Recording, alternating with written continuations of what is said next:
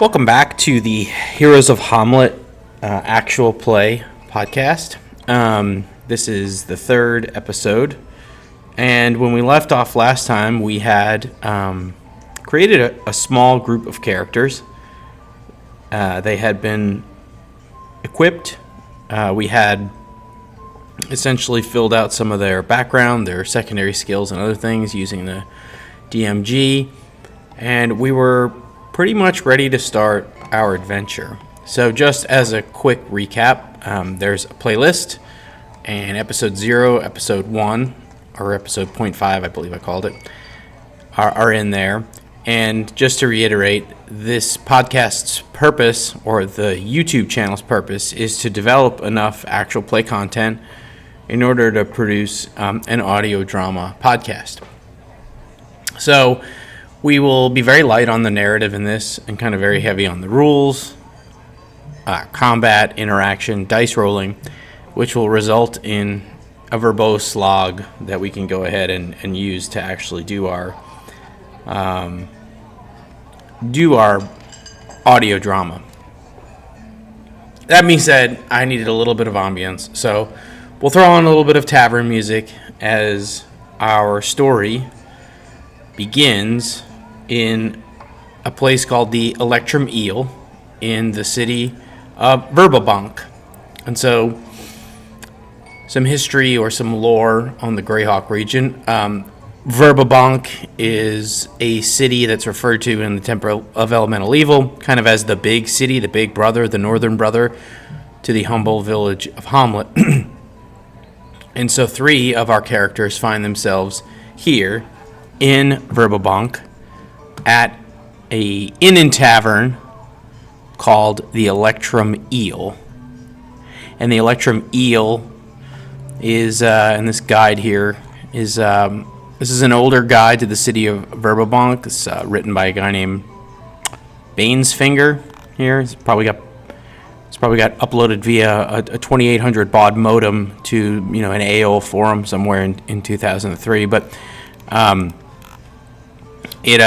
it contained a pretty nice write-up of some of the parts of Verbabank. I'm not sure how long we'll linger here, but I thought it was a pretty cool find. And I think I described this in the opener here, but the neat thing about Verbabank is it's set on a river, and it's a hub for trade, kind of back and forth. Sort of Furyandi to the north. It says here, Furyandi distrusted. You have Cron Hills. It says here in Rebellion, Cron Hills would be the home of all of the gnomes.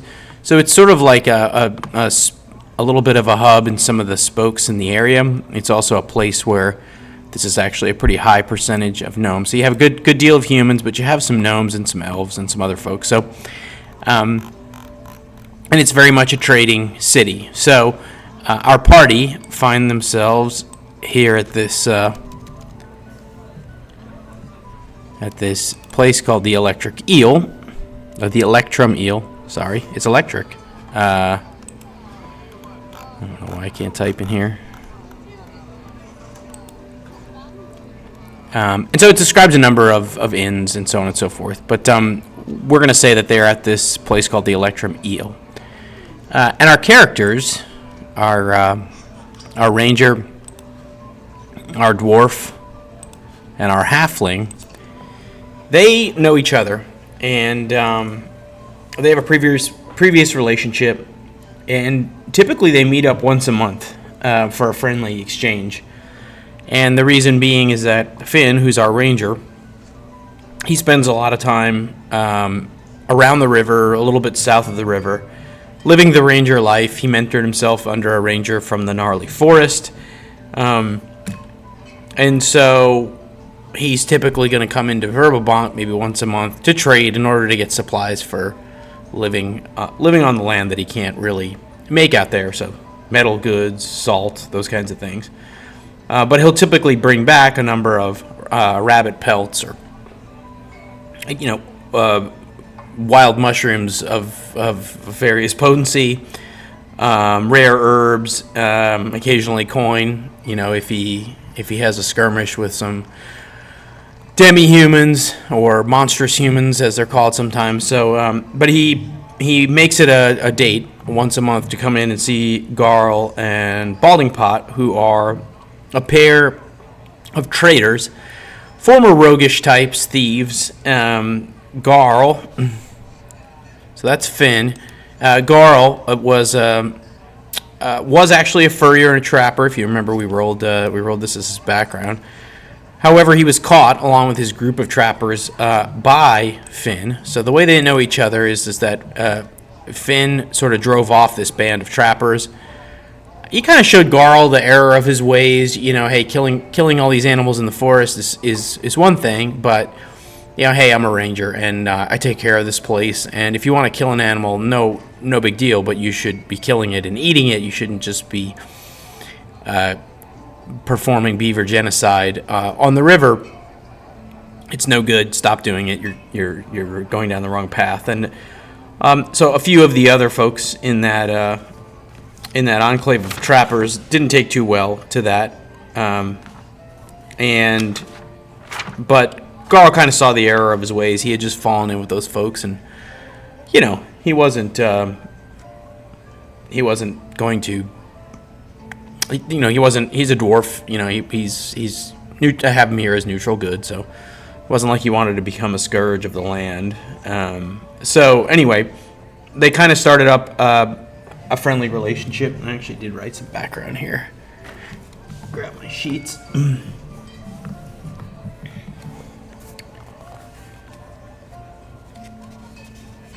Let's see in a minute. I've got a new setup here for our combat, but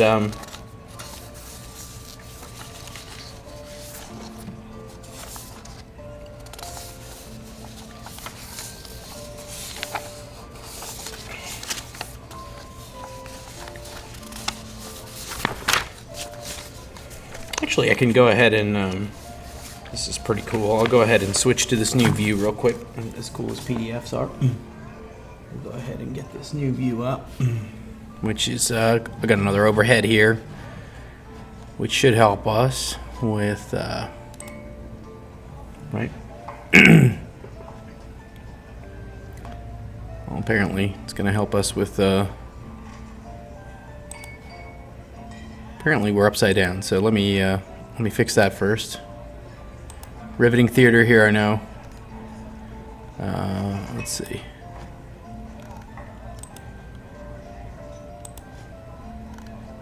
Okay, and we'll go ahead and flip this one.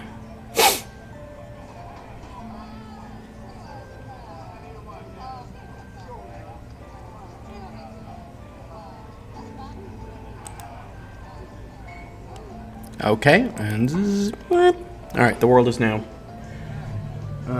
right. So I put together some character sheets here. Hopefully it'll focus. And so this is Garl's character sheet, and I know you can't read this, but so let's go through the characters' backgrounds here. And I know this is more for the narrative, but it'll be useful for setting up our opening scene here and getting the party going. So Garl, our dwarven thief, he grew up the poor son of a widowed rat catcher. Shout outs to Warhammer Fantasy Roleplay. And his bitterness over the wars of the powerful. Sorry, I need to bring this over and read it. So Garl grew up the poor son of a widowed rat catcher. His mother died in the Hateful Wars. So again, we talked about the Hateful Wars as being part of Greyhawk's history here. His father lost his hand, and he was always bitter over these wars. Felt like the powerful men sent the poor and destitute off to war. And so this instilled in Garl kind of a desire to leave his clan and his dwarven minor rat catcher class life and find his way out in the Flanays. So he initially followed on with some trappers, and I'm going to keep this pretty brief because if these guys die in the opening scene, then there wasn't a point in writing a fucking tome on their background. So they're about a paragraph long. He followed on with some trappers. He learned snare making, skinning, and so on and so forth. Eventually, Finn and some rangers from the gnarly forest kind of stopped their wasteful trade throughout the forest. Garl, however, he kind of saw where he had gone wrong, and he was spared, and he learned to respect his prey. He did, however, get thrown in jail for thieving, and that's where he met our one of our other characters, our halfling Balding Pot, who I will go over now.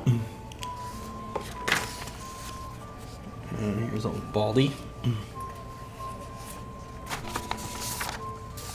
So here's our, I'm going to try to put this up to the camera. We'll see if this is a complete failure, but so here's our dwarf.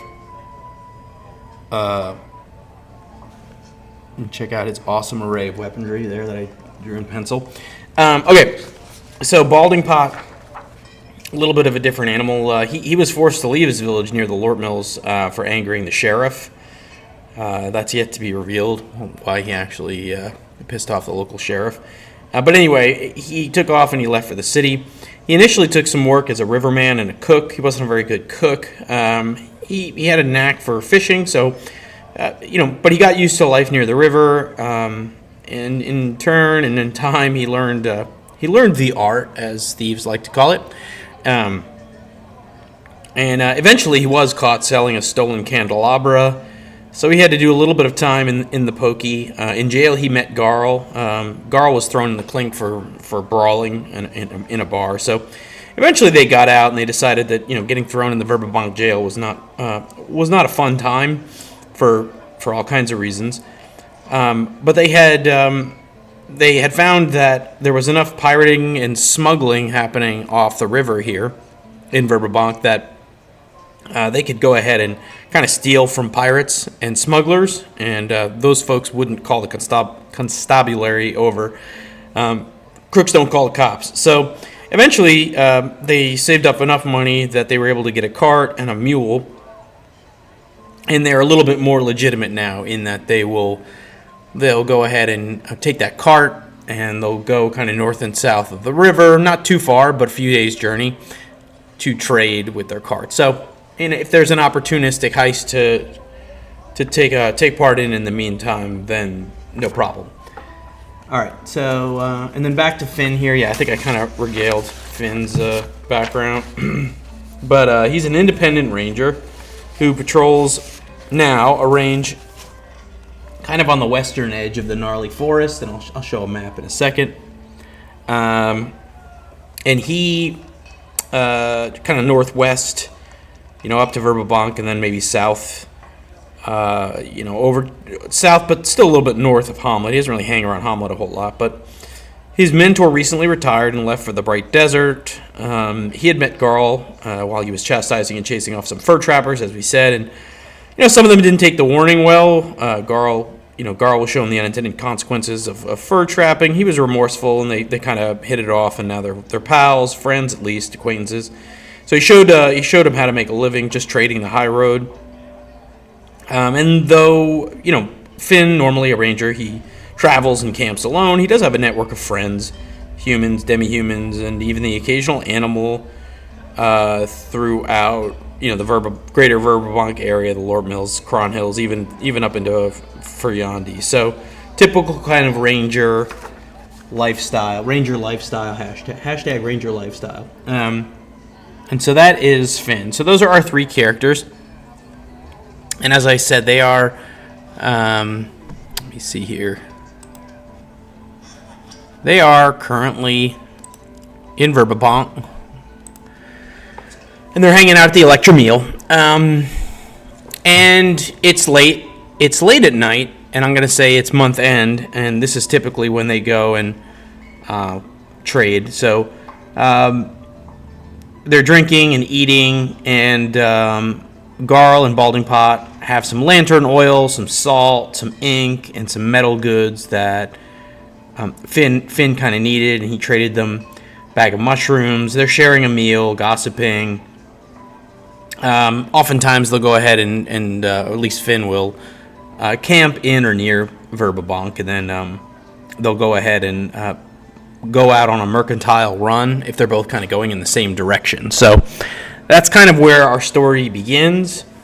And so I want to talk briefly here about some of the tools that I will use. So we've kind of set our story here. So I do have a battle grid here, which is currently covered in my stuff. So let me flip back over to that view. So should we enter combat at some point in this adventure, we'll have access to kind of a grid. I know AD&D First Edition combat can be nebulous. It can be theater of the mind. We'll probably try to use it a little bit, at least to position things as near, far, medium, and so on and so forth. We have our dice roller here, so this is what's keeping me honest.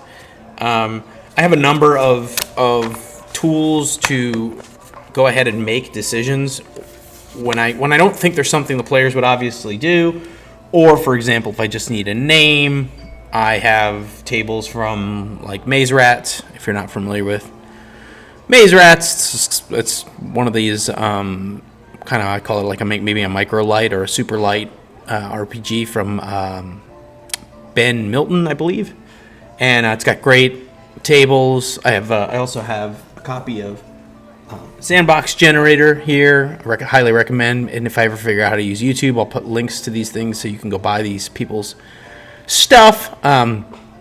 If we get stuck and we need a name, we'll go ahead and just generate it on the fly. If we need the attitude of the bartender, we can go ahead and generate it on the fly, and that'll all carry over into this audio narrative that I hope to someday create. So that is, so those are some of the tools that I'll use. I'm also going to kind of religiously track the combats, and like I said, while I won't necessarily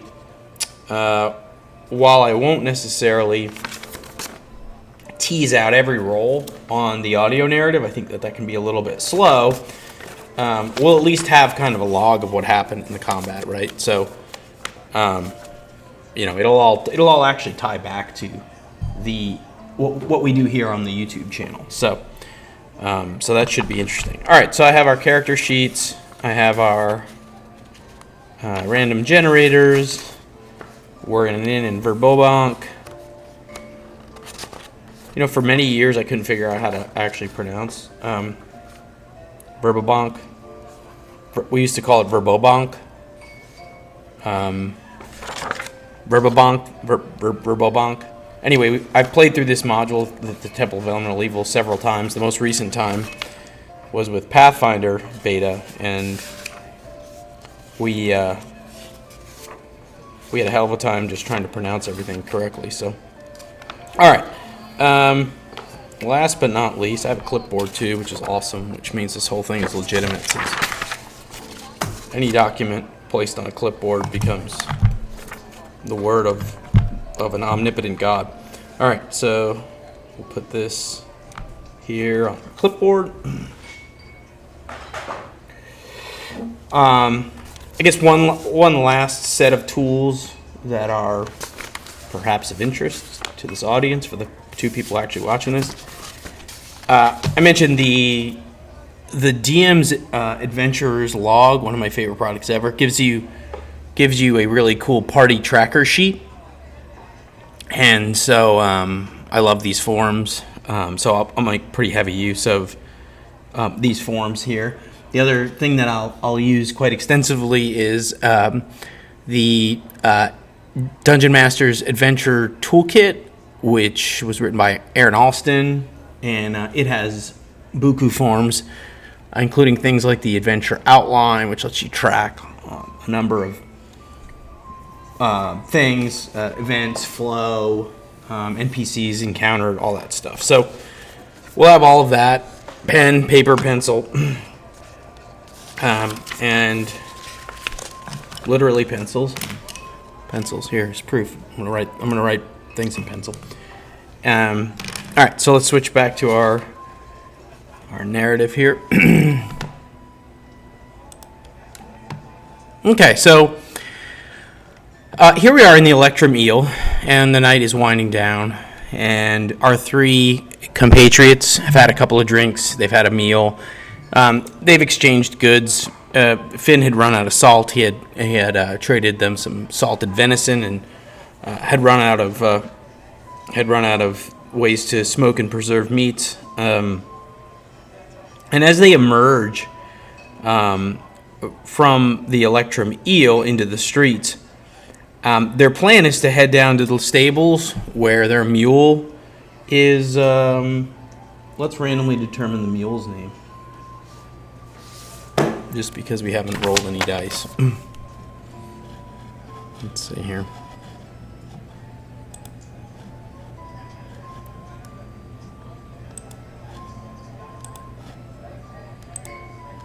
All right. So let's determine the mule's name. We're gonna say it's a. I think all mules are sterile. I don't really. My mule lore skill is low, but let's say it's a male mule, just because that's funny. And we'll do a 6 to get one table, so 2. We're using maze rats just because it has some funny names. Destrian. Our mule's name is Destrian, right? Why wouldn't it be? Destrian, the mule. Oh, may he live long and prosper and not end up on a spit being roasted by orcs. Okay, so Destrian the mule. So Destrian the mule is down the street in the stables, and their plan after they commiserate their monthly trade is, Balding Pot and Garl will likely bunk here at the Electrum Inn, 25-room inn, but they're going to go ahead and make sure to make sure their mule is bedded for the night. They don't want to lose him. They spend a decent amount of money on him. Finn may or may not spend the night here. He may wander outside of town and just throw up his hammock in a tree somewhere. You can see here we're still on the Greater Verbalbank area. Okay. So as they leave the inn for the evening, again potentially to return, and they emerge from the inn slightly drunk out into the streets. And Verbalbank is a relatively safe city, but after a certain amount of alcohol and time elapses, at night, it can be, and I'm actually experimenting a little bit here with the audio, so I apologize. Let's see here. Let's see.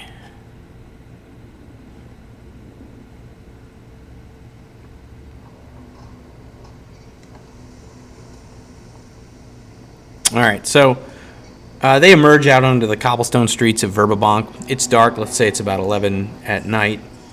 And they begin to walk towards the stables. Again, the area where the Electrum Eel is at is pretty close to the market stalls, as well as other areas. But they're pretty much all kind of closed up for the night. There's a few people packing up some goods. Patrons are leaving the Electrum Eel. And our 3 protagonists are kind of yucking it up, talking about the waitresses and wandering down the street. And they encounter a horrible sight. They hear a gasp and a scream, and they see a woman lying on the ground, and 3 dark figures are standing over her. At first glance, she's modestly dressed, but she appears to be in a bad way. She's now lifeless on the ground. And these screams have echoed through the streets, but the 3 protagonists kind of look around and see that they're the only ones there, at least the only ones within close proximity. These figures slowly turn around and look at them, and one of them yells over, "You haven't seen anything. You best go back to the inn and go to sleep." Our party has a decision to make here, and Finn, being a chaotic good ranger, isn't having any of this. So he yells out, "I'm not going anywhere. Throw down your knives. You're going to the Verbalbank jail." Garl, Balding Pot, they're not necessarily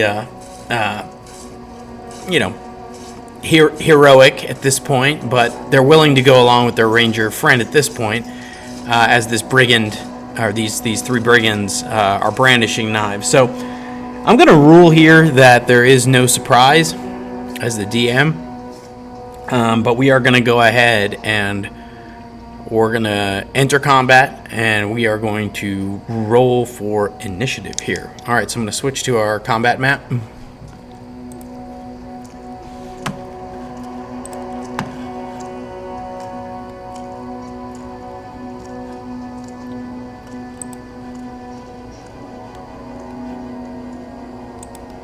All right, 20.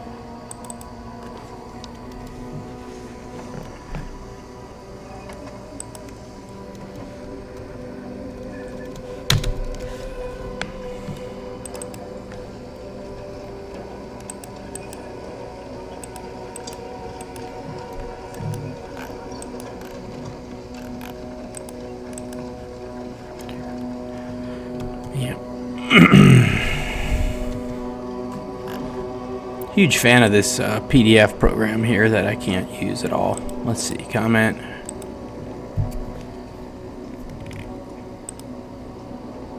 All right. So we're going to go over to this battle map here, and we're going to go ahead and draw this out real quick.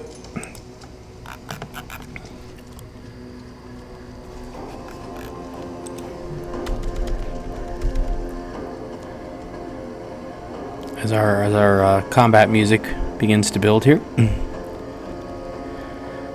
Okay, so other things. So you see these two dice? You see this watch? See these dice? These dice cost more than your car. These dice will represent our initiative dice, and so we're going to go ahead and call so this is a little bit confusing in the rules. So the rules are that the initiative is determined by the other party's die roll, right? So highest result is the winner. Each party acts in the segment indicated by the other party's die roll, right? So, if you let's do a quick example. We're going to call blue the good guys, red the bad guys. Blue is the good guys. Red is the bad guys. Okay, so there are two ways to look at this, right? So, rules is written here. What we would do is we would go ahead and the good guys won, and the bad guys would act on our side, our dice side, if that makes sense. Okay, meaning they would act in segment 6, we would act in segment 2. They rolled low, that's good for us, okay? I know that is awesome and counterintuitive and like triple negatory backwards, but it's the way it is. So, for those of you who are uninitiated with AD&D combat as well, combat is broken into 10 segments in a round. And going first can be better in most cases. So in this case, we're going to go in the second segment, and they're going to go in the sixth segment. Segments matter in this game because spells cost or take segments to actually cast, which again, we don't have any spellcasters now. But we are going to use the optional weapon speed rules just because, fuck it. So if you look at the speed of, let's say, Finn's longsword, it's 5. Okay. So if you add 5 to our roll, our starting segment of 2, it would be 7. Okay. And if he had his hand axe out, it would be 6. So it means that you can win initiative, but you can use a weapon or cast a spell that is so slow that you still don't really win initiative, if that makes sense, right? So the initiative sets the baseline, but you can still do very slow things, okay?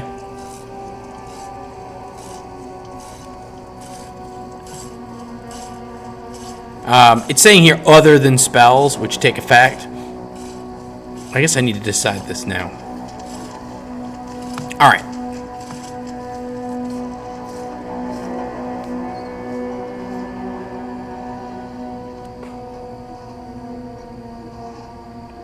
Yeah, I'm going to try to do it this way.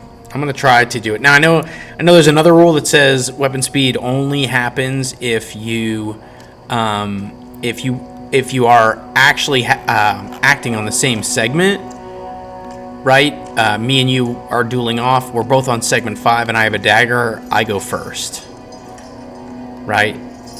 So, but again, a lot of this is pretty loose as far as like what the actual rules as written are. I'm actually looking at Osric here in this case because I want to maintain my sanity.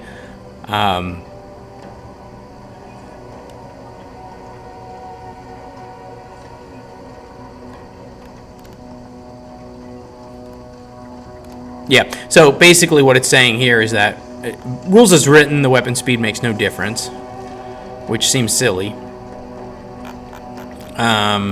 Why have it? I think it's actually going to come up here. Let's see. Yeah, there's parrying, set against charge, and then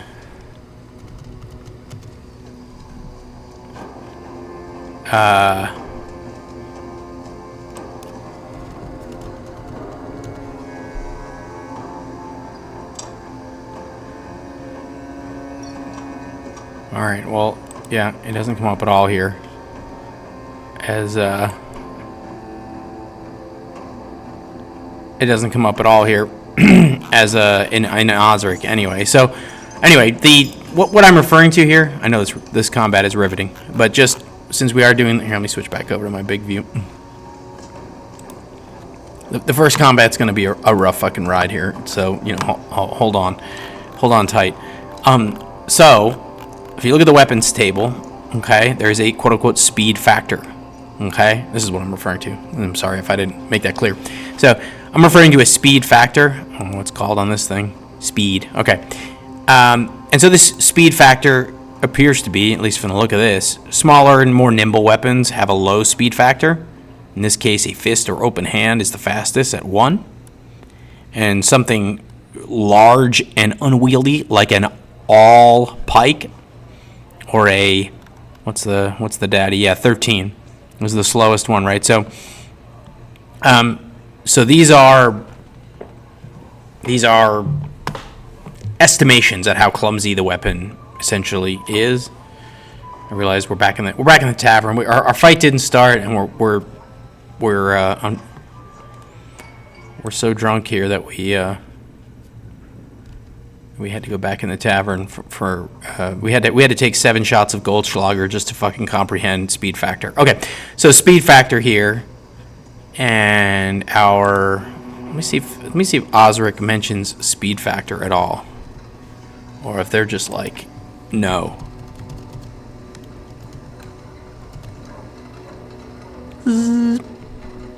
Wow, not at all. Wow. Okay. So Osric doesn't even mention speed factor at all, and I wonder if it even mentions the. I wonder if it even mentions it in the weapon. It doesn't even mention it in the weapon table. Oh yeah. Okay. Well, this is making me think. Okay, this is making me think we probably shouldn't use it. All right. I'm sold. The people who wrote Osric forgot more about AD&D, over their morning shit than I know. So let's just assume they know what they're talking about. They dismissed it. We're also not using armor class adjustment, which is an absolute fucking nightmare. So, okay. Okay, back to our riveting combat. So we have. I'm gonna switch over to our combat view. We will get out some minis. We'll draw a quick map here, and I may do some post-production and cut this out, or I may say, fuck it. Either way, I'll keep talking. So in this case, the party has emerged in this street here. A wide street, cobblestone street.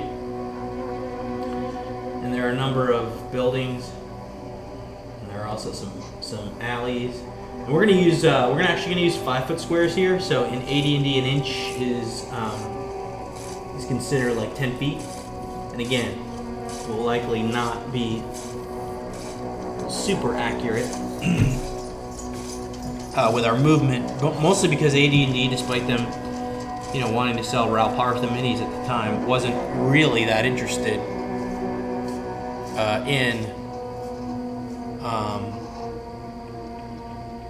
in it at all. So yeah, all right. So this should be good enough for our street. I'm sorry. So this is a little bit off the camera. So our street is 5, 10, 15, 20, 25 feet wide. How's that? And then there's a nice sidewalk here. Okay. All right. In our party, as I echo off,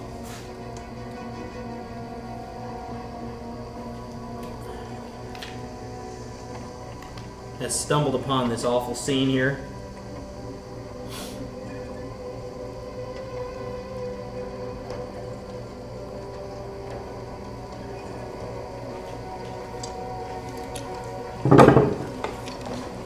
Normally we would have like a marching order, but in this case, these guys were just sort of walking out of their tavern at night. And so they've come upon this gruesome scene. There's this dead body here. You have these 3 ruffians surrounding this body. They heard the scream. They heard this cry of this seemingly innocent woman here. And I believe we will begin combat. So we're going to say, again, a square is 5 feet, so 10, 20, 30, they're about 30 feet away. Okay? I'm going to rule that they had their weapons. Verbobonk doesn't really, especially this area of town, doesn't have anything there that would have caused them to, have to like peace bomb their weapons or anything like that. So, yeah, and I'm gonna be writing some of the combat stuff down while we do it, in addition to the fact that I'm recording it, which will let me, of course, go back and figure things out. So we're gonna go ahead and roll for initiative, but I guess we can change our music here. What do you think? Let's get some. What's Unto the Breach? And I'll give some credit here to the folks at Tabletop Audio, who's a pretty sweet site for, yeah.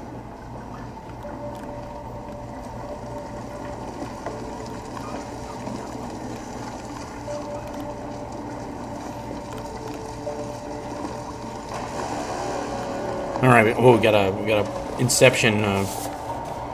Inception. Oh yeah, this one's definitely combat. All right. So first things first, we need to determine the hit points of our ruffians here. Our ruffians are let me go to the monster manual real quick. So the monster manual has everything broken into that would be associated with brigands and ruffians and such. They're just called men. So you can see here. You can see here. Men. And in this case, we've got brigands. Okay? And so, or bandit / brigand. Alright, and so you can see here, these two guys, they're typically going to be first level fighters. And I'm going to assume that they're just armed with leather armor. In this case, they've cut this woman down. Let's say 2 of them have hand axes, shields, and leather armor. So that would make them AC 6.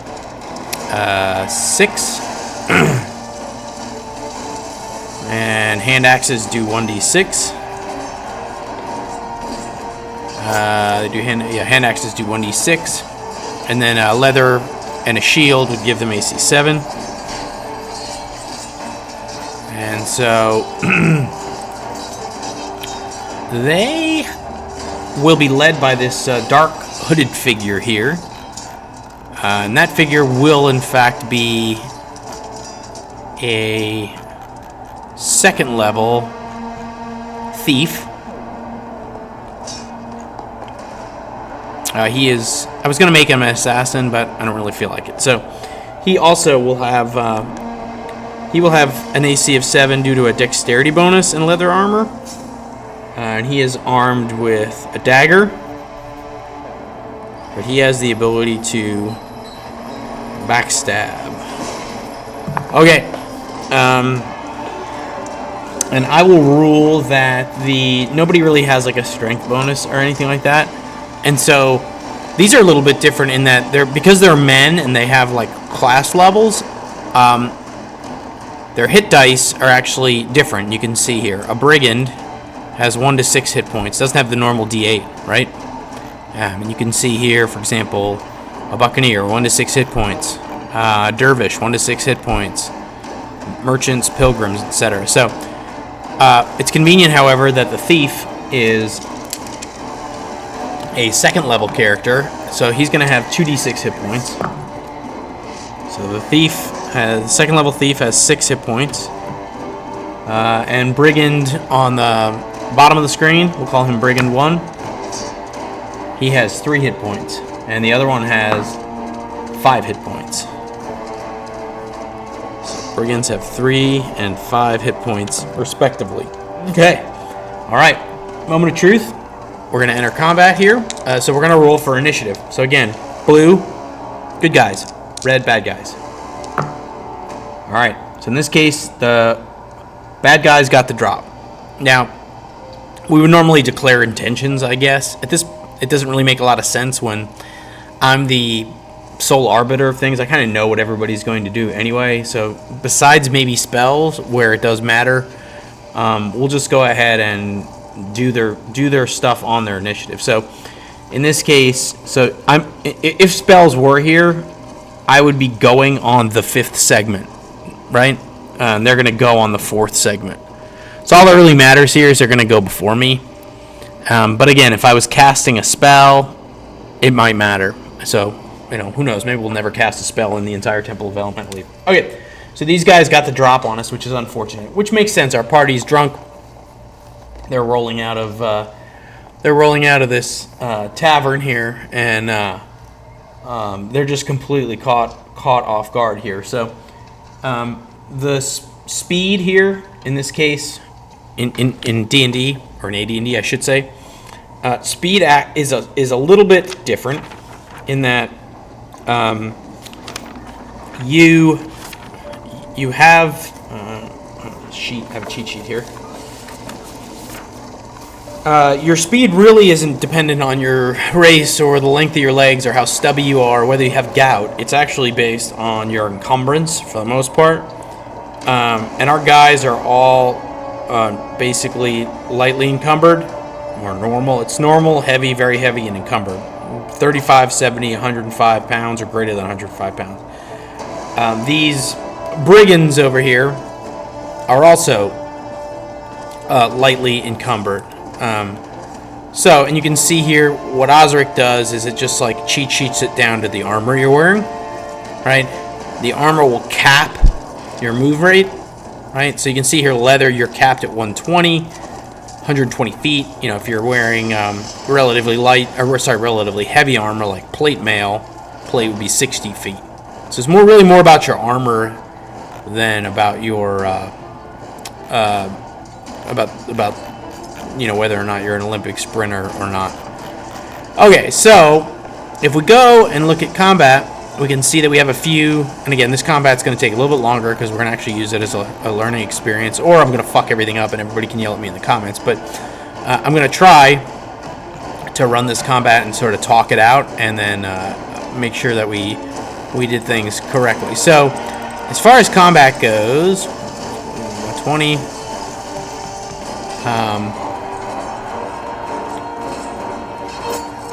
We'll get to morale in a minute, but yeah. I have the Thakos for pretty much everybody. So it says, what can you actually do in combat? What are the combat actions that you can take? So, and it says normally should be declared by the players, decided by the GM. Well, I'm everything, so it really doesn't make a difference. I also think that sometimes the whole thing is stupid, because why would I ever yell out loud at the table that I want to charge, only to have you then say, oh, well, I'll set for charge, right? It's just like, unless you're going to write your actions down and hide them on an index card, the whole thing is kind of dumb. Why would anyone charge if they know they're going to lose initiative and have the other party set their spears? Right, so anyway, the actions are fleeing, negotiating, holding initiative, firing missiles, setting weapons against a charge, attacking, casting spells, and engaging in unarmed combat, right? So charging into combat allows the attacker to move and then attack in the same round. A charge is made at twice the normal movement rate. If the defender has a longer weapon, the defender acts first, unless the defender had acted in this round. Again,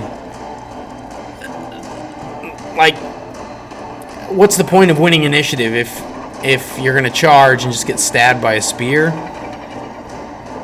Are we going to... I mean, I know that there's weapon length in here. The attacker gains notice, so there's absolutely no benefit to charging somebody who has a short sword if you have a dagger, which I guess makes some sense. But you already won initiative, so what was the point of winning initiative? Your other option is to move close, use your action, and they just stab you back. None of it makes any sense. Welcome to AD&D. Okay, so assuming the charging character survives, he gets a +2 on his attack. Characters can only charge once every 10 rounds. Closing into combat. When two groups of combat are not within 10 feet, so if we look at our current situation, closing into combat certainly makes some sense.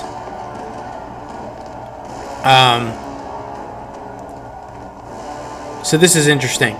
Closing into combat does not allow the character to make an attack roll that round. The cautious advance does not generate the opening to make a significant attack. However, neither may the character's opponent attack until the round after closing.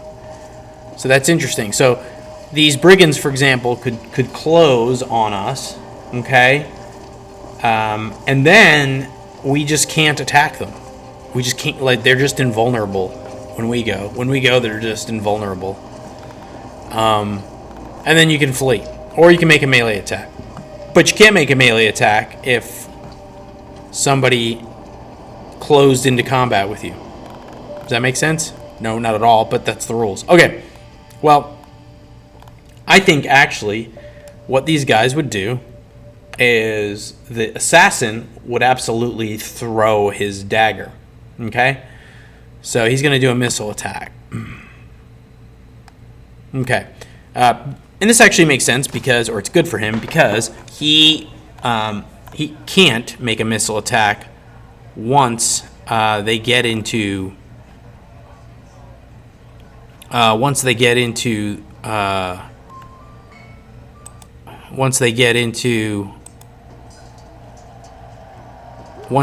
combat, right? So once you're in melee, you can't just chuck your dagger. You can chuck your dagger in there, but you might actually accidentally hit your buddy. Okay. So, the lead brigand, this hooded figure here, and I realize here I can't really see him. This guy here, this ruffian, he is going to go ahead and throw one of his daggers. And so he is 10, 20, 30, he is 34, 40 feet away. All right, you may be asking yourself, I'd like to throw a dagger. Could I actually hit the broadside of a fucking ship from 40 feet away? Well, the answer is maybe. If you look here under dagger, 10, 20, 30. So he's going to be in long range for this dagger, okay? So he would be -5 to throw it at this range. But I'm going to rule that this guy will do it anyway, because he basically wants them to run away, and he's got plenty of daggers. So, but -5 sure sucks. All right, so he's going to target. I'm just going to go from looking at the screen, north south. 1, 2, 3, 4, 5, 6. 1, 2 will be on our halfling. 3, 4 will be on our dwarf. 5, 6 will be on our ranger. Alright, he is targeting the dwarf in the middle. Makes sense. Alright, he's going to be -5 to hit. And he's a second level thief. His Thaco is 20. So I wonder if YouTube will ban my video for using the word Thaco. The acronym Thaco. It's going to mark my video as unmonetizable and the Wizards of the Coast Pinkertons are going to raid my fucking house for using Thaco. Okay, so his Thaco is 20. Wow, alright, everybody. It's our first real combat roll of the series, and it's Gentleman's 4. So, you guys probably... Well, some of you probably love Thaco, and you're cheering this on at home, the two of you who are watching. However, I'll explain briefly the shorthand for Thaco. Thaco is probably one of the most misunderstood, maligned things in the world, or in the history of Dungeons & Dragons. It's actually the easiest thing in the world, pretty much, in my opinion. My Thaco is 20. I just rolled a 4. I subtract, and well, I would have added any bonuses. So let's actually say that this guy is such a gangster that he has a +1. He has a good enough dexterity where he actually had a plus. Since he has the bonus to his armor class, I'll even say he has a +1 to his attack now that I've rolled the dice and seen that he rolled like ass. But anyway, so he actually rolled a 4 plus his bonus of 1 for being so dexterous brought him to a 5, and then 5 minus 5 because he's at long range equals stone fucking 0. So our first roll of the game is effectively 0. Thaco says 2 hit armor class 0. You just take the number you rolled after all bonuses and subtract it from your Thaco, and that's the AC you hit. So, this assassin, who we'll maybe give a name to at some point, will hit armor class 20. You may be asking yourself, DM Ned Leeds, what in the world has an armor class of 20? That would be absolutely nothing. A naked man standing in the middle of the street reciting a haiku has an AC of 10. So this guy misses horribly. The knife clatters into the street. It flies 10 feet over Garl's head, and Garl looks at him and laughs and says, "You can't hit the broadside of a brontosaurus." We'll have dinosaurs in Greyhawk for sure. Okay, so that was his action. The other action will be these two will wade into combat here, and they'll go to engage. So what does this do for them then, right? Like, what does this actually do for them? Again, according to the rules here, neither may the opponents attack until the round after closing, right? So, and they'll easily be able to go the full amount of their movement. Obviously, they're just wearing leather armor. So the nice thing about this for them is that it does keep our party from firing missile attacks. So by getting the initiative, it was good for them. In that they didn't get shot up by a crossbow or a sling. Alright. Told you guys to go back to your hotel room. Now you're gonna pay the price for meddling. Alright, these guys will advance. And now we're kind of in a melee here. Alright? And this isn't like attacks of opportunity. This isn't 4th edition. This isn't even like Pathfinder. We're kind of in a little scrum here. Alright? And since D&D rounds and AD&D rounds are a minute long, it's assumed that there is this back and forth of parrying and stabbing and ducking and so on and so forth that's happening here. So that actually ends the round because our party really can't do anything, right? According to closing into combat, we actually can't attack back. So what the party is going to do is draw their weapons. Okay, that they can definitely do. They could do a fighting retreat.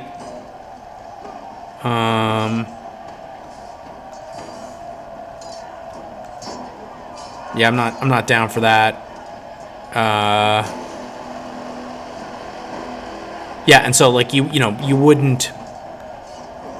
So there is an attack of opportunity. If you flee, which seems like the worst idea ever, your opponent gets to hit you in the back at +4 to hit. You may retreat backwards out of combat, maintaining your defense, although the attacker may follow if not otherwise engaged. It is possible to parry while doing so, but not to attack. This maneuver may be used to switch places with another party member who's in combat. The first party member joining the battle with the enemy to prevent the enemy's pursuit, while the second character makes a fighting retreat. Is that clear as fucking cement? I thought so. Okay. Alright. So... Okay, I think that's pretty much it. We will never grapple. We will never overbear.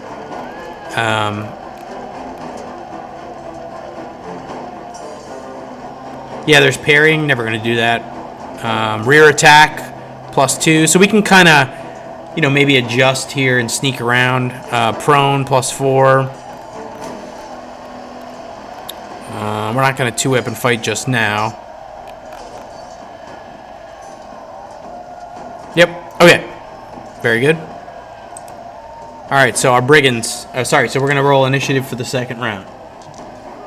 Again, we drew our weapons, all right? So the rules tell us we can't really do anything else because these guys kind of glommed on us. All right, so in this case, we get the drop by a tiny, tiny bit. No spells, so we don't really have to worry about the segments. But we won by one. All right, again, if spells mattered, we would go on segment 5, and if I cast a spell that took 3 segments, they would actually go... That spell wouldn't go off until after they had a chance to punch me, and I would lose the spell. All right. So what are we going to do? All right, well, we're going to start with our dwarf. On our dwarf at this point, he spits in the face of this guy... And he's got, he has his spear, which was kind of masquerading as a walking stick, out from underneath his cloak. And he is going to stab at the one that's trying to bully his friend Balding Pot here. So, taking a look at Gaul, we can see that his strength isn't particularly interesting. He's just got a 12. He is proficient in spear. Spear does 1d6, 1d8, 1d8 to a large, 1d6 to a small and a medium, and that guy is definitely a medium. So here we go. First attack roll for PC. Let's see how it goes. All right, an 8. So an 8, his Thaco of 20 minus 8 is 12. He hits an AC 12, so he wouldn't hit a naked man standing in front of him. Okay, Balding Pot is next. Balding Pot would love to get a sneak attack on this guy. But unfortunately, this guy got the drop on him. But good news is he has his short sword out. He gets no bonus to anything with his strength of 8. And he's going to roll a 17. All right. So 17 would get us a Thaco of 20. Minus 17 would be 3. So he would hit AC 3, which is far, far, far better than this brigand's AC of 7. So top brigand, who had 3 health. Alright, so round 1. Assassin. Miss with dagger. Brigand 1 and 2 close. Party draws weapons. Round 2. Party wins.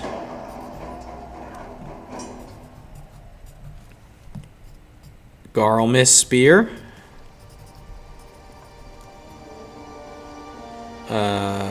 And now Balding Pot has hit. Alright, Balding Pot has hit. We get to roll for damage. Alright, what does the short sword do? We can see here it does 1d6 damage. This guy only has 3 hit points. Oof. 2. Hit. 2 HP. To Brigand 1. Alright.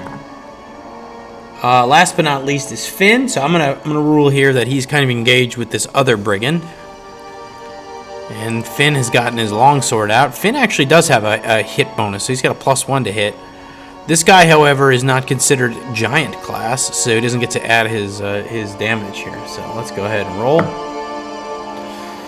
Well, a 13 seems pretty good, so 20 minus 13, but he rolled a 14 because he has a bonus. So 20 minus 14 is AC 6, hits. It's an AC 6. This brigand has an AC 7, which is, again, descending, is worse. Longsword does 1d8 plus his 1. Let's see if he can kill this guy. Alright. 1 shot, 1 kill. 6 plus 1 is 7 damage. So he wheels over, brings his longsword up, drives it up through this guy's rib cage, right through his leather armor, skewering him dead. All right. So next, the bad guys get to go. All right, this brigand just saw his buddy drop.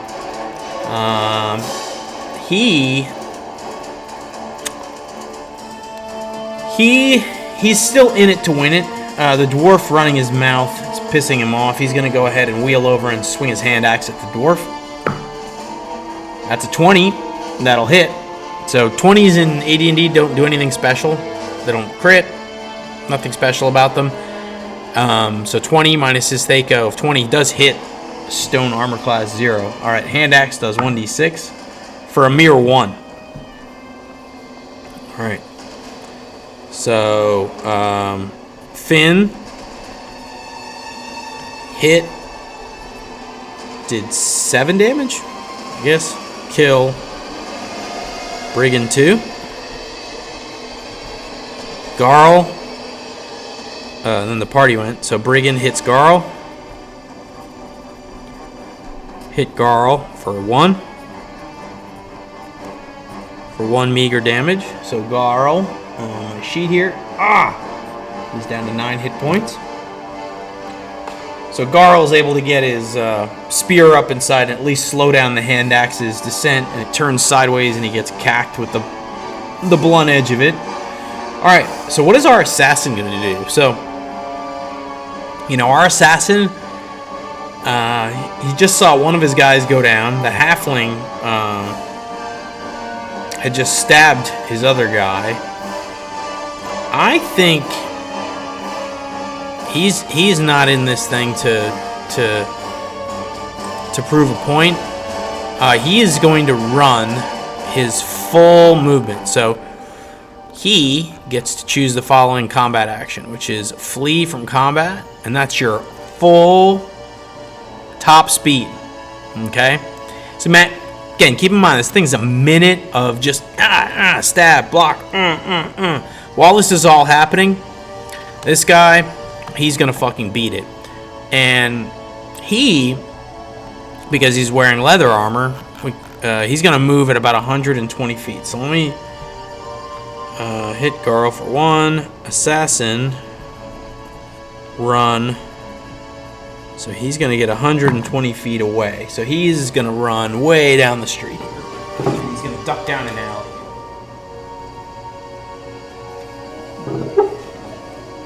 Alright, so that's his action. Now let's go ahead and roll for initiative. Party rolled a 1. This guy rolls a 2. I'm going to say that he's going to attack the dwarf again.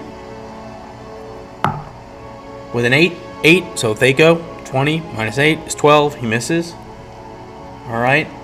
I'm going to rule here that Garl will go next, since he's kind of engaged with him, fighting with him. He's going to go ahead and melee him with his spear. He'll miss with a 3. Oh, sorry, round 3. Round 3. Bad guys win. Miss. And then Garl misses. Alright, Balding Pot is going to grab his short sword and miss with a 3. This guy is surrounded. And I'll say, at this point it's a minute in. There's a crowd around. Not a crowd, but at least a few stragglers have come out from the inn. A number of merchants who are, maybe 20, 30 feet back kind of over behind here, over up in these stalls. There's a few witnesses now that are watching our heroes chase off these brigands. So Balding Pot misses. So Finn here I'll rule that because he's engaged, he can wheel around and melee this guy in the back. So he'll get a +2. 14 plus his strength is 15. +2 is 17. 17. Thaco's 20. So 20 minus 17 is AC 3. So he will go ahead and hit with his longsword. And this guy has only 2 hit points left. 2 damage is enough to kill him, bringing him to 0. Alright, and, bad guys die at 0 in this rule set here. So we have our first. We have our first combat that is over.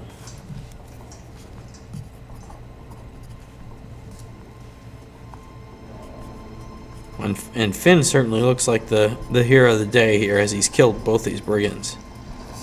All right, so in the fervor here of combat, this assassin has kind of run off, and so they immediately rush over to this woman who lies dead here. All right, so just post-combat summary: we killed 2 brigands. Garl did take a minor flesh wound from one of these ruffians' hand axes. And we will go ahead and work our way back here. All right.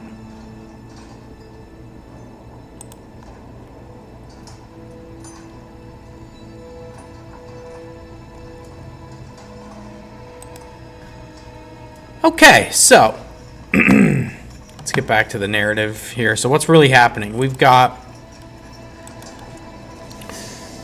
we have this dead woman on the ground, and one of the merchants comes over and exclaims, "Oh my God, what has happened? This she was just shopping at my stall."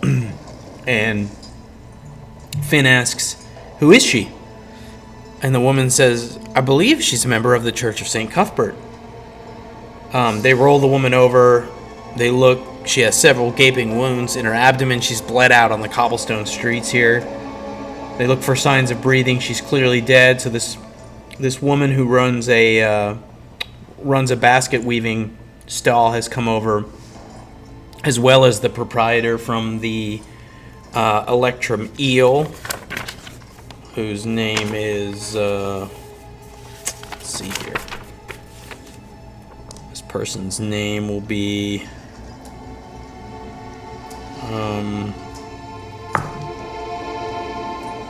Adelaide. 1, 2, 3, 4. Oh, Beatrix, sorry.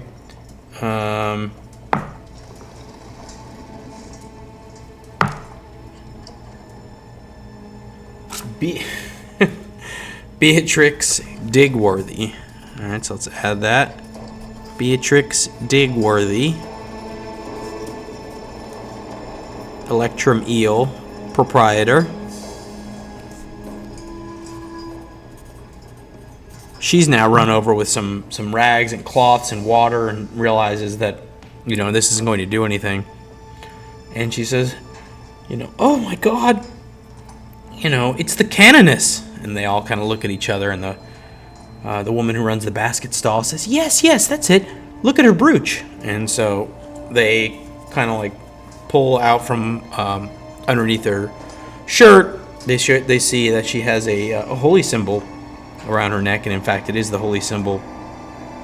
It's a humble holy symbol, but it is the symbol of the Church of St. Cuthbert, and it is the symbol of the cudgel. And so as these merchants are slowly crowding around, a few of them recognize her as a church stalwart. The woman who runs the basket weaving stall comes forward, and she also has a brooch. And her name is 1, 2, 3, 4, 5.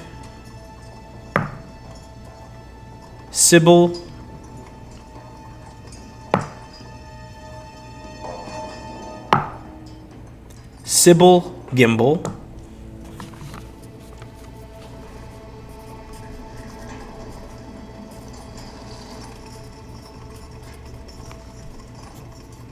She runs the basket and weaving stall in Verbobank. She says, "This is horrible. This is the canoness. A woman of such holy stature and resident of Verbabonk, and for her to be murdered in the streets is it's a travesty. So the party kind of wheels around, and initially Garl says, "Well, would you bring her body to the church? Do you want to contact the constable?" And they just kind of look and shrug. They don't really have a strong opinion either way. And Finn says, being chaotic good, he says, "Well, we need to get this woman's body to the Church of St. Cuthbert immediately, because they may be able to heal her, or they may be able to do something for her. We're obviously not going to be able to do anything for her here." And Balding Pot kind of scratches his head a bit and says, "Do you mind if we just check their pockets first? Maybe we can find something about the identity of these killers." Finn kind of gives him a crosswise look and says, "Okay, we'll be quick about it. Let's get her body loaded up on a stretcher. The Church of St. Cuthbert, is a few blocks away, so they're going to need to walk a bit here." And then they tell the inn proprietor, they tell Sybil, "Go ahead and contact the constable and let them know what's happened, and let them know that we are going to bring this body to the Church of St. Cuthbert, and we will report what happened." And Finn says, "We don't think this assassin's going to come back. It looked like he ran the opposite direction, but we'll keep an eye out for him." So they go ahead and all right, so we'll pause here for a hot second.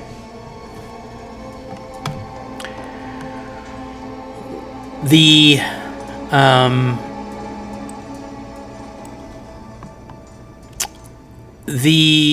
treasure that you would get from a brigand. Okay, let's go back to our monster manual. So again, just as an exercise here, we want to try to understand what treasure a couple of random brigands could possibly have, right?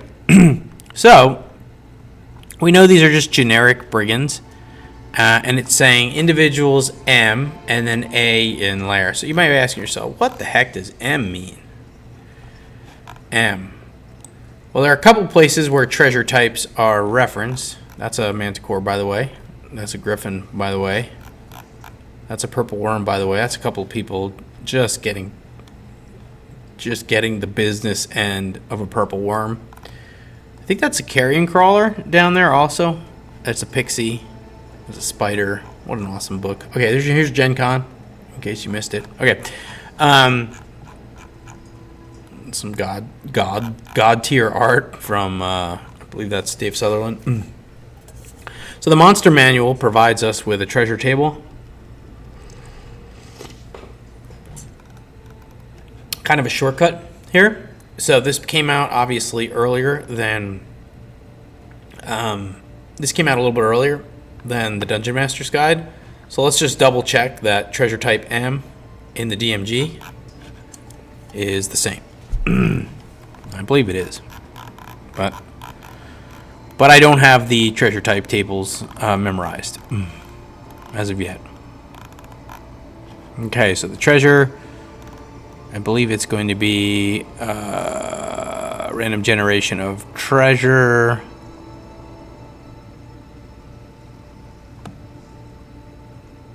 There it is, 120.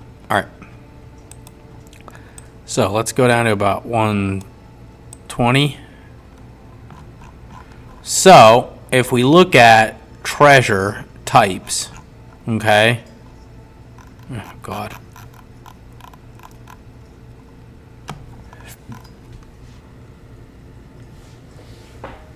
Maybe the treasure types aren't here.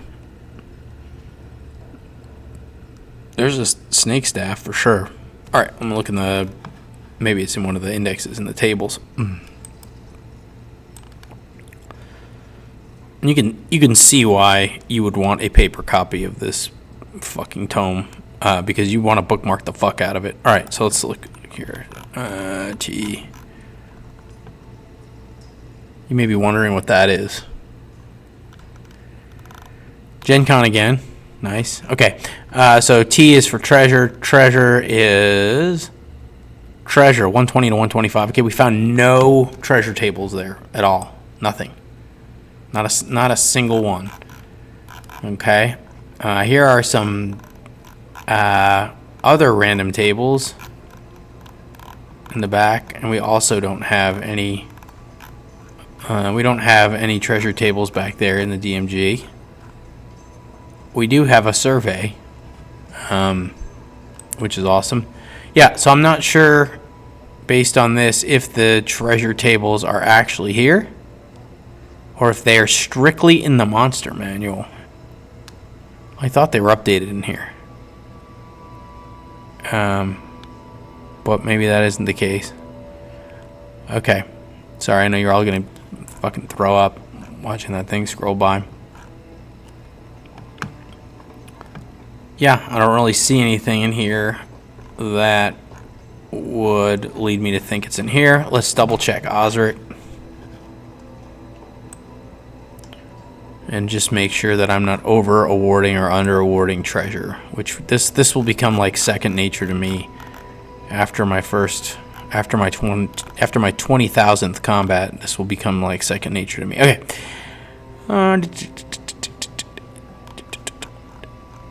Yeah, how to play. Yep. Monsters. Treasure. So maybe on page 309.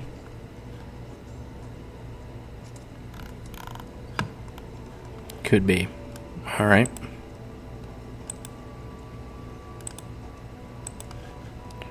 All right, let's check this real quick. I mean, I can just use that table. I just don't want to cheat.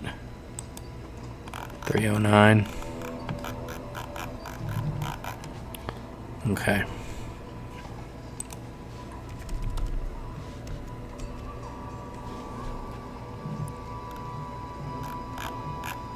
Alright, nothing here. Treasure type. Treasure type. Nope. Giant bunch of tables that tell you how to roll the treasure, but yeah, I don't see anything. Oh, this is like a never-ending fucking stream of shit. Alright, here we go. Some more tables, none of which will have the treasure tables. Nope. Nope. Tables, nope. Nope. Here's a character sheet. Go fuck yourself. Alright. Cool. Well, I guess the only reference to treasure is in this one page that was the first thing that I looked at 10 minutes ago. So I'm going to assume this is the Word of God. I mean, that can't actually be right, though, right? Like, where the fuck do you know what treasure to give? So this is treasure. Oh. Okay. I take that back. So the idea here in Osric is that the treasure is actually just included in the monster's entry versus a obscure table of letters of the alphabet. So I can see that being useful versus having to look it up every time. So, you know, I get where they were going there. That makes some sense. So let's, I guess, then look in here. We'll look up Brigand. Brigand. Of course, there isn't a Brigand, so that's awesome.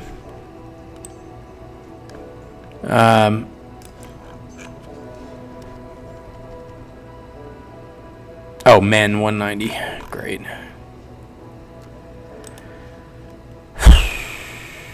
Fucking reading mode. This fucking PDF program needs to be thrown into into the 9th level of hell. Alright. Men. Fuck, now I forgot. Men 190. Alright, great. 190.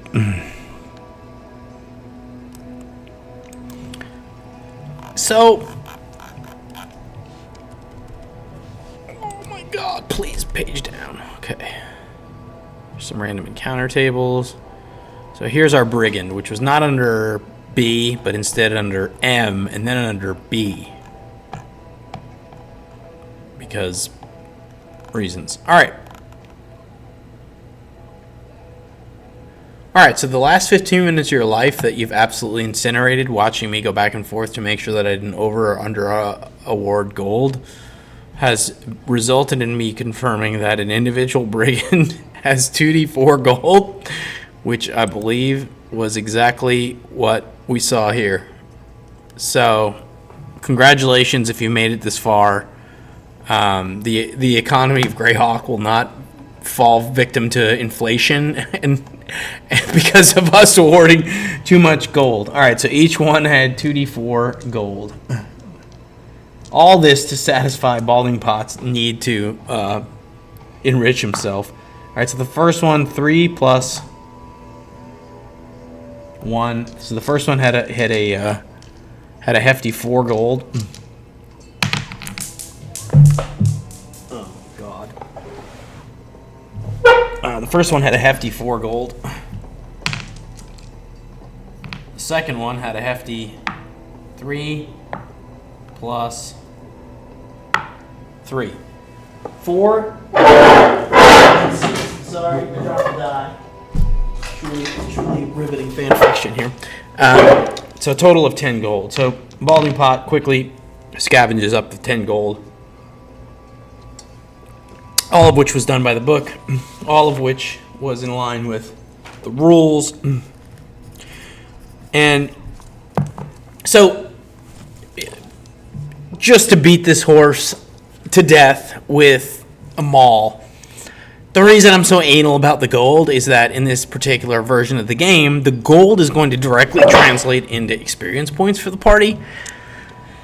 So, like, getting it right actually, kind of matters, not only because, gold is useful for buying things, better armor, hiring NPCs, and so on and so forth, but, like, it also actually matters for XP, right? So, if I cheat here, then I feel like I'm kind of cheating myself out of the game. So that's the reason for being super anal here. So, but now we know that this table is the Word of God. I will just use it from now on, and I'll assume everything in here is copacetic. So,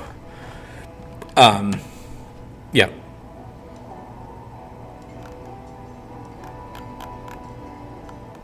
Anyway, okay, sounds good. All right, so what's happening back in the world? So they've taken this body, they've grabbed the 10 gold from these ruffians. I guess they would take the murder weapons, I suppose.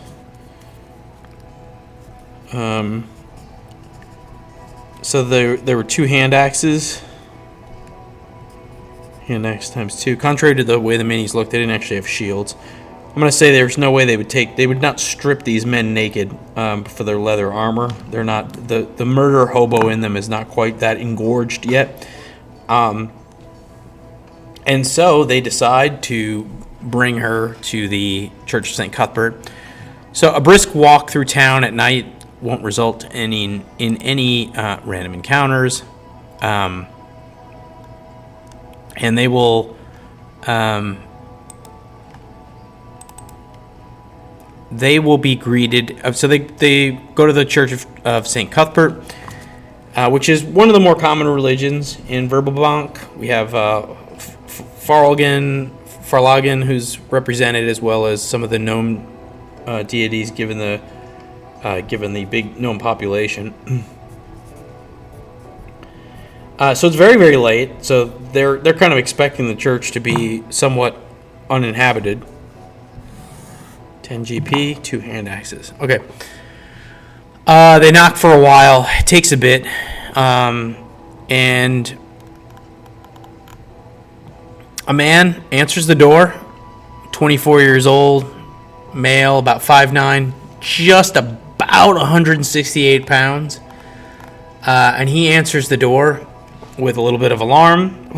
It's very late, and he's dressed. He has a mace slung from his belt, but you can see maybe he was dozing off, and he first looks Finn in the eyes and says, "What can I do for you? What are you doing here at such late an hour?"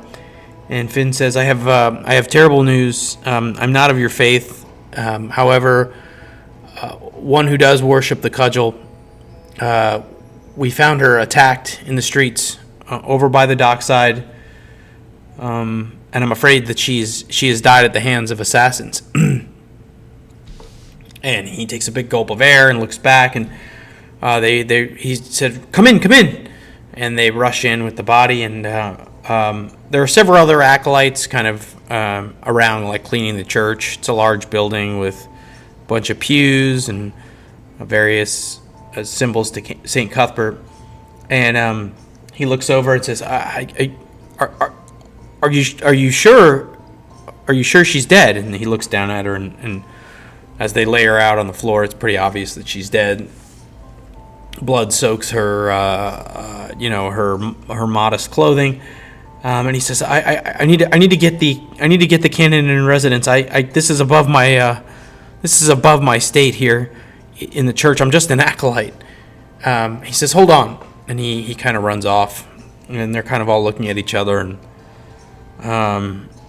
Balding Pot kind of looks up and says, "Well, what if they accuse us of killing her?" And Garl kind of scratches his beard and says, "That would be quite the problem. I have no intention of going to jail for a crime I didn't commit." And Finn thinks for a minute, and he says, "These are clerics and priests of law, as well as order. And if they want to know if we're telling the truth or not, I believe that they'll have no problem discerning that, especially if they have a powerful or a experienced priest here. So rest assured, if you tell them the truth, they'll know you're telling the truth. And in this case, my friends, we are in the right here. Had we been able to save this woman, we absolutely would have. We haven't robbed this woman, and I think we did the right thing in bringing her here." And so they have this little talk for a while they kind of look over the body of this poor woman. A couple of the acolytes have sort of walked over at this point, and they've got the body, let's say, up on like a makeshift stretcher. And out of the back, a man in bedrobes, an older man, graying hair, comes down and says, he just gasps, and he goes, "Canonus Day, it can't be." And his name is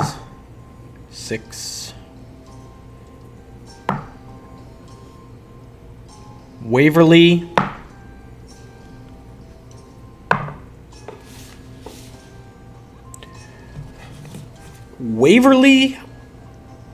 Rothery. What a name.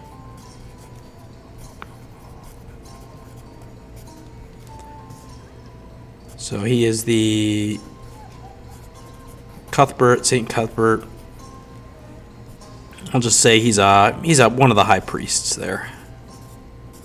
One of the high cleric. He's not necessarily the canon. He looks up and he begins praying. He starts asking St. Cuthbert for guidance. And he asks the PCs to tell him the story of what happened. They answer truthfully. A few minutes pass. They exchange the story. And he says, "You are telling the truth, and I know this through the wisdom of the cudgel. I would ask of you, my friends, who bravely attempted to bring these murderers to justice, to help my friend Harold." And Harold, who's the cleric who answered the door, looks up and he goes, "Me?" He says, "Yes, you need to go to Hommlet. This is terrible news. Turgon, who is currently there, was staying in Hommlet in place of Canonus Day, who was to reside there while the completion of the castle and the fortifications finish up. I'm afraid we're going to have Turgon stay there a bit longer, as the Canonus, who frankly we haven't seen in a number of weeks, has now apparently died. Our clerics here will do our best to heal her, revive her, and if St. Cuthbert's will is to have her live again, it shall be. But you must leave tomorrow and bring this terrible news to Turgon, as well as investigate who might be responsible for this killing. He looks over at the other three, the ranger, the dwarf, and the halfling. You all, who do you worship? And Finn leans back and says, I respect the cudgel, and I have many friends in the church, but I worship Biori, the old faith. The cleric nods. You, my friend. And the dwarf just kind of looks up and he says, I follow my own way, but I do worship Fortubu, who is a dwarven god. And Waverly looks down and says, I've read of him. He appreciates law, order, and justice, just as St. Cuthbert.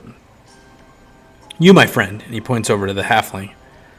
And the halfling looks up and he says, he thinks to himself, and he remembers the speech about lying to these guys, and he just decides, well, I might as well just tell the truth here.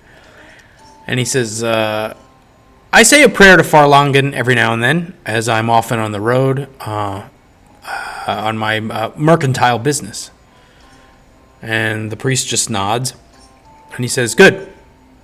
Well, then you three would make ideal companions for Harold here, who is not as seasoned as you would be, as someone who has traveled the high and low roads. I would ask that you accompany him to Hommlet, and we will compensate you for guarding him on this journey to give this news. The party kind of looks back and forth, and he puts his hand on the shoulder of the big ranger and says, you don't have to tell me now, but I would ask you to think on it tonight, and give me your answer in the morning, because Harold will be leaving then. And they carry the body off and away, and Harold's kind of awkwardly just standing there in front of them, kind of half dressed in his clothes as he was on the night watch. He gets kind of some of the shittier jobs around the church here, as he's just an acolyte. Okay, so I think we're going to pause here. It's about an hour and a half. Harold is, I guess this is a chance to talk through Harold, right? So this would be our fourth character, who is our cleric. This is Harold Tippets. He, in fact, worships St. Cuthbert. Level 1. This is, remember, we rolled him up. Well, this is his sheet. And he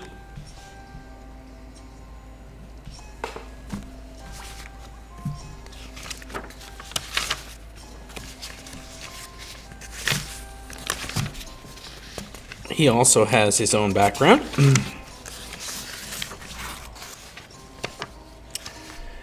Yeah, so, Harold basically is an acolyte of St. Cuthbert.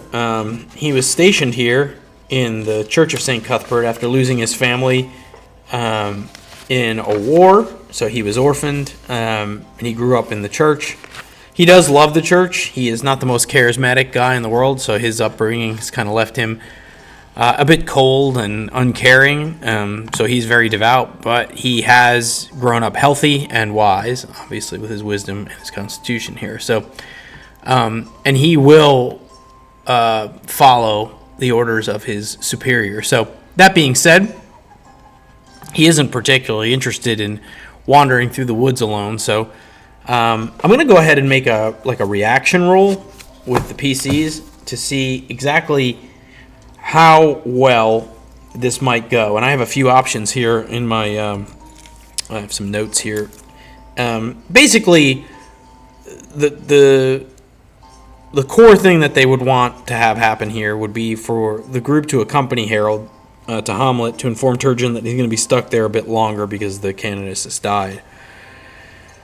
The other kind of side quest is that, they should try to find out who sent these men. So that could involve going back to investigate the bodies. They can't really linger around Verbabunk to try to search for this assassin. They got a decent look at him, but they really don't know anything about him other than he was a human.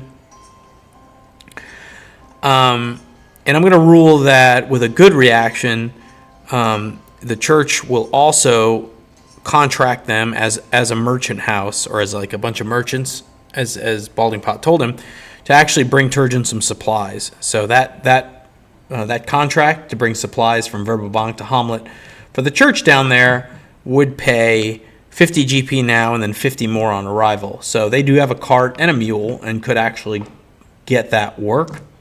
And so that reaction roll would use the most favorable amongst our party, which would be Balding Pot, in theory. And he was the one who mentioned the fact that they were merchants. So, reactions in AD&D. All right.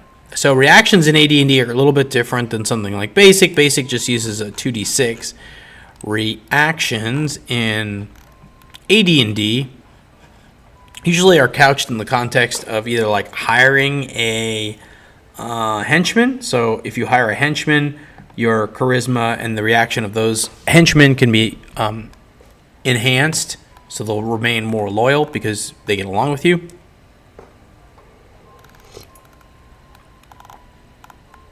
But other than that, I believe the rules here, as I read them in the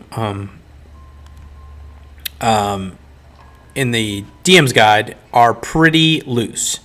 So I will go here to see what Osric has to say about it. And then I'll check the DMG, and then we'll sort of wrap up. You're all probably comatose from how moribund and boring this was. We got through one combat here. Okay. So let's see. Random encounters. Awesome. Nothing here. All right. We can go look at the charisma stat. I'm just trying to double check here to see whether or not the whether this actually covers whether it covers whether or not charisma can be used in other. So there's a reaction bonus here, and we can see we got a plus 5%, right? And saying here you should roll. Yeah, this is what I thought. Like, the reaction bonus should be added to the D percentage rolls, which indicates how an NPC or creature reacts to negotiation. Approaches, it's just very vague. So scores under 30 will indicate like you attack. So we could either role play this out, and I could just say he likes the halfling because he told the truth. I feel like I should roll something. So, it's very. I mean, obviously he didn't bludgeon him in the skull with a cudgel when he showed up with the body. So overall, I think it went positive. So I think the following things could be at play here. Number one, they told the truth, plus 30%. They stayed and tried to fight and brought at least 2 of the killers to justice, plus 30%. And I'll say, plus another 5% from his roll. So 65%. Let's just see what kind of roll we get. We got a 17, which sucks ass. So I'll say that, the guy was grumpy, woken up from his night's sleep, and, therefore didn't offer them that contract that night. So maybe they can try again in the morning. Maybe they can offer other favors. But this would be something that Balding Pot and Garl would both want, because that's like their primary job. What they do is they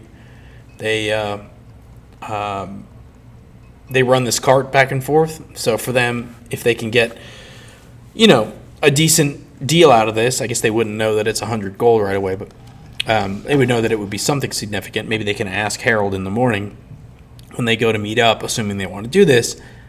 That would be sort of the momentum to carry them forward into the story. So, okay, we're going to kind of call it here. And so, again, the purpose of this was to generate enough content to do the audio portion of the podcast. I think this is going to fall a little short of that. We'll have some, we'll have 5-10 minutes of dialogue sort of we'll have some backstory, we'll have some dialogue. They didn't die in the first fight, so I feel comfortable giving out their background. We probably need to do like one more of these, especially because I took so fucking long to do one combat.